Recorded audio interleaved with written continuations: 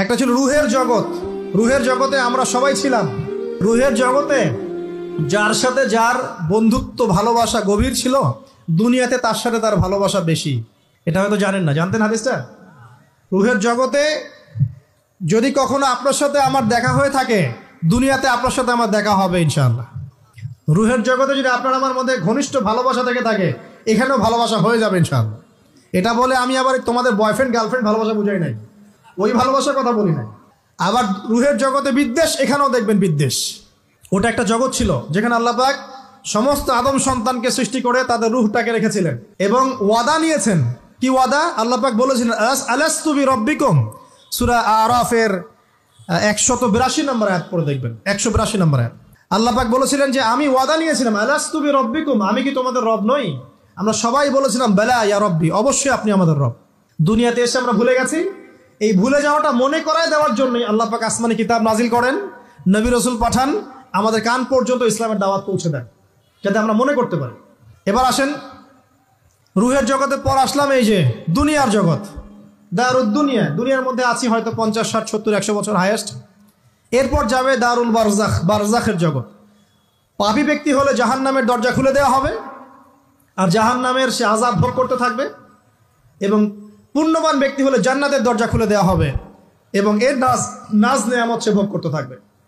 নফস মানে প্রাণ, খান্নাস রূপী শয়তান মানেই হচ্ছে, খান্নাস মানেই হচ্ছে কামনা, আর রূপী রব, রূহ। এখন আপনি যদি দেখেন, আমরা বাতাস খাক বা আগুন পানি মাটি বাতাস দিয়ে এই দেহ কাবাটা, এই দেহটা তৈরি।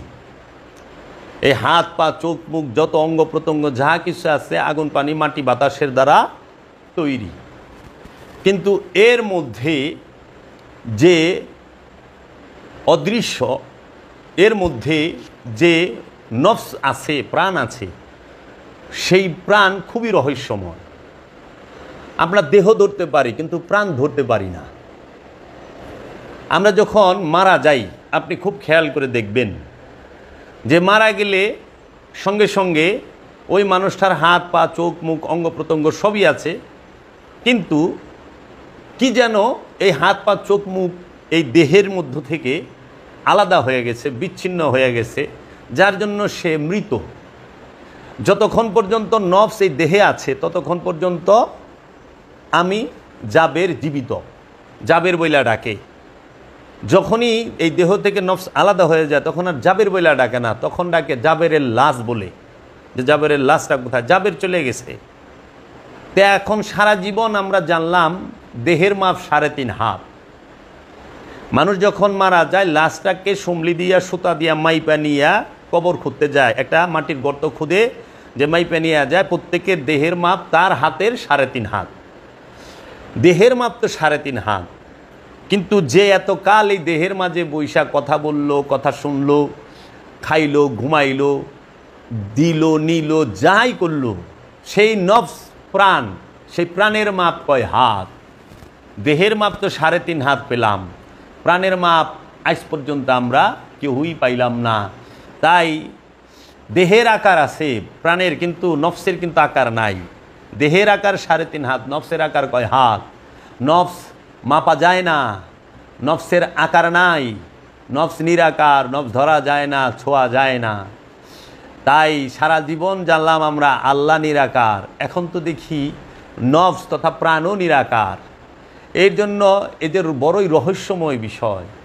আল্লাহ রব্বুল আলামিন এই দেহের অঙ্গ প্রত্যঙ্গের উপরে নফসকে সেট করে দিয়েছে।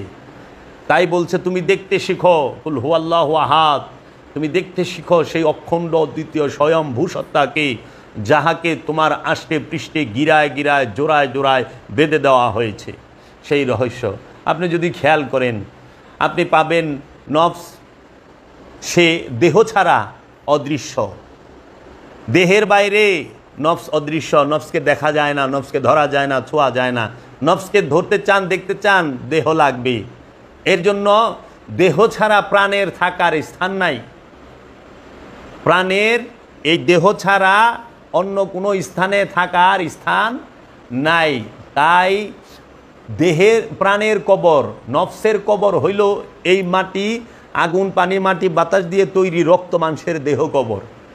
এই রক্ত মাংসের দেহ কবরের মধ্যে নফস তথা প্রাণ এই জাবের থাকে।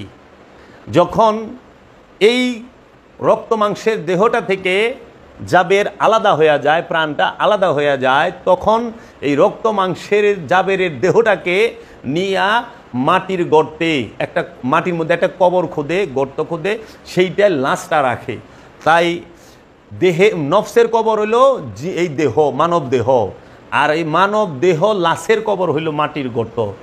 তাই নফস সে জাহান্নামের শাস্তি ভোগ করে এই দেহ নামক কবরে বৈশা, এই দেহ নামক কবরে থাইকা, দেহ নামক কবরের বাহিরে থাইকা এই নফস তথা প্রাণ জাবের সে শাস্তি এবং শান্তি, সুখ দুঃখ কোনোটাই ভোগ করতে পারে না। সুখ দুঃখ যেটাই ভোগ করুক, জান্নাত জাহান্নাম যেটাই ভোগ করুক, জাবের ভোগ করে, প্রতিটা নফস ভোগ করে এই দেহ রক্ত মাংসের দেহ কবরে থাইকা।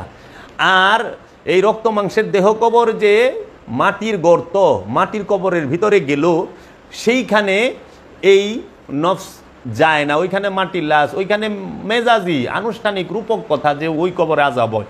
ওই কবরে কোনো আজাব হয় না, কারণ ওই কবরে আমি কখনো, মাটির কবরে আমি যাই নাই, গেছে আমার মরা লাশ।